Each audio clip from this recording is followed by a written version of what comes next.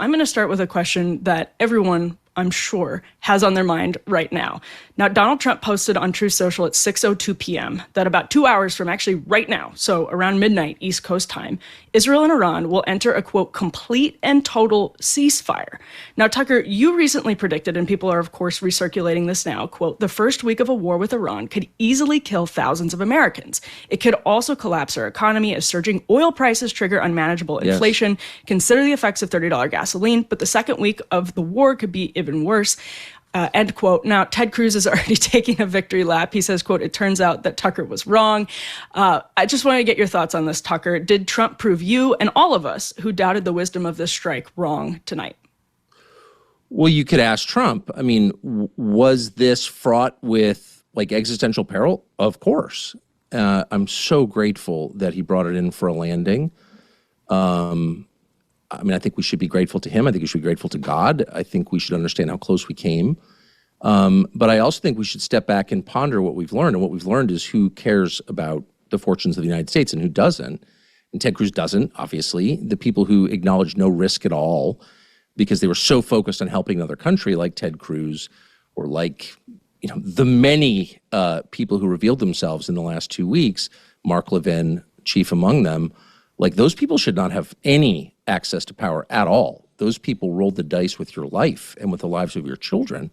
It's disgusting. And so, I mean, just ask yourself, is Mark Levin concerned at all about the United States, like at all? And the answer is no. Mark Levin is a repulsive ghoul whose entire sex life consists of watching other people get blown up.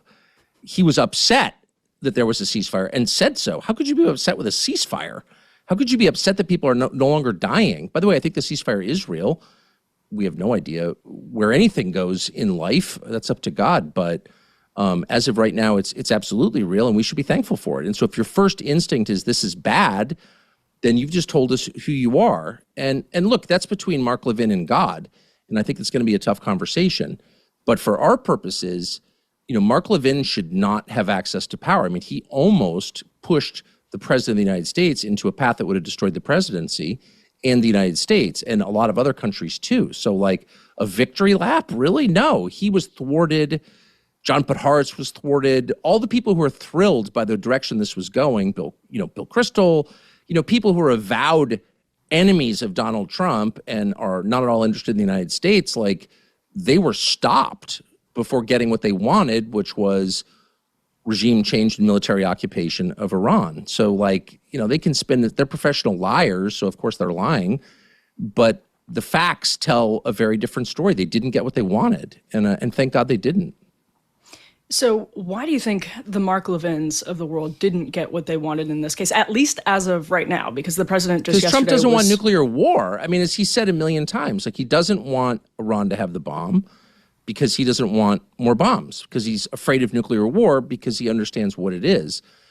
I've talked to him about this on and off camera many times, and he has, unique among world leaders, like an instinctive aversion to killing millions of people in seconds. And so he's worried about nuclear war. It's the reason Tulsi Gabbard supported him. It's the reason they hate Tulsi Gabbard now, because she raises the very real specter of mass annihilation. And people like Mark Levin just don't care. They're nihilists, but they're hardly conservative. There's nothing conservative about rolling the dice on your country, starting a voluntary war. It's like freaking insane. And so, kudos, gratitude, and more to Donald Trump for stopping that. But it's not because he was following the advice of Mark Levin or Ted Cruz. I mean, these people are buffoons who, again, revealed their priorities. And those priorities have nothing to do with the United States. They were absolutely willing to destroy the United States, and including Donald Trump, for an objective that had nothing to do with the United States. And I think every honest person knows that. I mean, that's what we just learned. Like, under stress, you reveal who you really are. You show your real priorities, and they did. And like, again, that's between them and God. But I think going forward, people like that cannot be allowed to steal the mantle of America first when America's interests are not first on their list of concerns, like not even close. So I think you're the first person to ever use the words Mark Levin and sex life in the same sentence. No, but and I'm not being mean. Look, it's clear that there are certain people, for whatever reason, it's connected to age. That's obvious. All the people who are most excited about killing seem to be old. I don't know any 35-year-olds who are really excited when people die, when there are videos of dead people on the internet. They don't get off on that. They're like, because they are living their lives. They are, in the truest sense, pro-life. But there is something about some older people, and I've always had great admiration and respect for older people. I was raised that way. I revered my father, for example, who lived to 84. But there is a category of older people that would include Rupert Murdoch. It would include Lindsey Graham, who turns 70 next month. It would definitely include Mark Levin, for whom, like, killing obviously provides some sort of deep emotional charge. And I don't mean to be glib and say it's sexual. I'm not like the Freudian here, but I mean, clearly you watch Mark Levin talk about killing people, and it's really dark, and it's certainly not something that any Christian can be comfortable with, because Christians are not for killing people, just period. Just to remind you, and I know that there are a lot of evangelicals who are like very excited to kill people. Check yourself for a second. Is Jesus' message we need to drop more bombs on people? Is that what you're arguing? I mean, I'm sorry to bring it to that, but I feel that I can say that as a deeply imperfect, flawed, ignorant Christian who's trying to understand the message of the religion.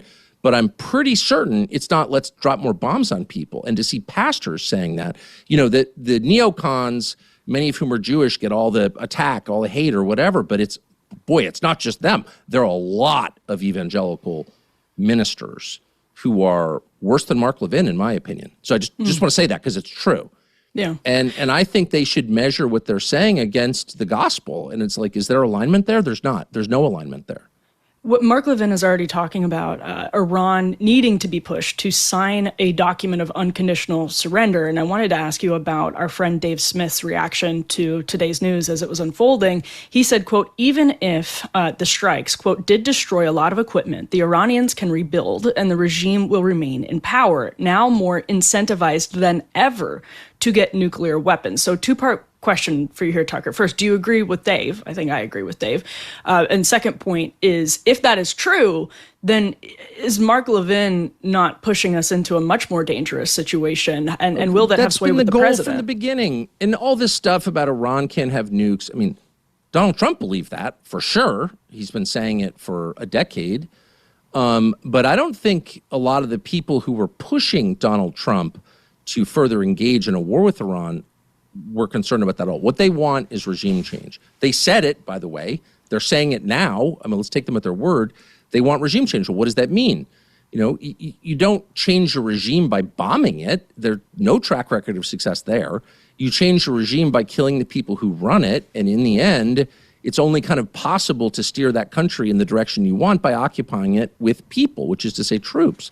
So they're arguing for a ground war with a country of 90 million people. And I know it's not interesting, the population of Iran, to Ted Cruz, because the details don't matter, because he doesn't care about the United States, obviously. But if you do care about the United States, you have to ask, like, okay, regime change, what does that mean exactly?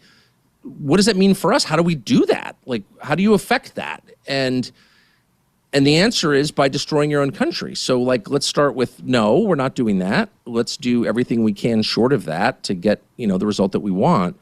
But Levin, again, doesn't care about the United States. And they're all wearing the Trump skin suit right now because they think it suits their purposes. These are people who hated Trump. They're anti-Trump. They're never Trump. And that would include a lot of people on Fox News who I worked with for 15 years. I know what their political views are. They're my colleagues. They hate Trump. They hate him personally. They hate his agenda. They hate his economic views. And they really hate his foreign policy views, which in private they describe as insane and isolationist, he's a Nazi and all this stuff. I mean, they really have contempt for him. They kept him off the air at Fox News while I was there against my protests. So that's all true, and it's very frustrating as a literal person who cares about what's true to see people jumping up, Mark Levin or Laura Loomer, that's the world's creepiest human. I don't even know where she came from or who she is exactly, but she's running around, I'm Donald Trump's, defender. It's bizarre. Champion. And I'm the arbiter of what it means to be for America, someone who, again, has no interest in the United States, demonstrated no interest. So I think it's just important. It's not a matter of score settling, and I don't care what Mark Levin does in his private life. I don't care what his opinions are. And Laura Loomer, I'm not even really sure who she is. However, if people like that are able to take over a political movement whose stated goal is to serve the United States, first and foremost, America first, make America great again, if those people can take control of that political movement, first of all, it's an offense against reality and truth. But second, it's really dangerous for the country.